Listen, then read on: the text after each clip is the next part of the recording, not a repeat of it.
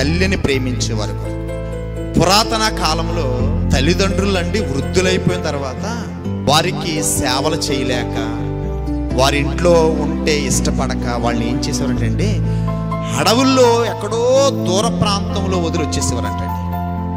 ఇంకా అక్కడ ఏంటంటే చలికి వణికిపోయి, వర్షానికి తడిచి, ఇక చనిపోయి, ఇక శవాన్ని ఏ అడవి మృగాలు తినేయడమే. అలాంటి కాలంలో వృద్ధాప్యంలో ఉన్న ఒక తల్లిని ఒక కుమారుడు భుజం మీద వేసుకుని అడవులోకి తీసుకుని వెళుతూ ఉన్నాడంట.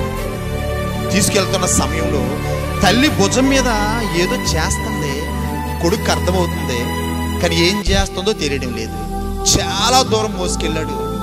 అక్కడ దింపి అమ్మ మరి వెళుతున్నాను అని చెప్పగానే కొడుక్కి సందేహం వచ్చి, అమ్మా నేను నిన్ను ఎత్తుకుని తీసుకొచ్చేటప్పుడు నువ్వేదో చేసావు కదా ఏంటి అన్నాడంట. అదా బాబు, నువ్వు నన్ను మోసుకుని చాలా దూరం వచ్చేసావు. ఈ గాఢాంధకారమైన అడవిలో ఒకవేళ నువ్వు తప్పిపోతావేమోనని నువ్వు మార్గాన్ని మర్చిపోకుండా ఉండడానికి కొన్ని ఆకులు నువ్వు వస్తున్న మార్గంలో కోసి నీకు జ్ఞాపకంగా వేశాను. ఆ మార్గం గుండా నువ్వు జాగ్రత్తగా నీ భార్య పిల్లల దగ్గరికి నువ్వు వెళ్ళిపో. నేను ముసలిదాన్ని కదా, నేను ఎంతకాలం ఉంటానో తెలీదు, నీ పిల్లలు నువ్వు జాగ్రత్తగా బ్రతుకు.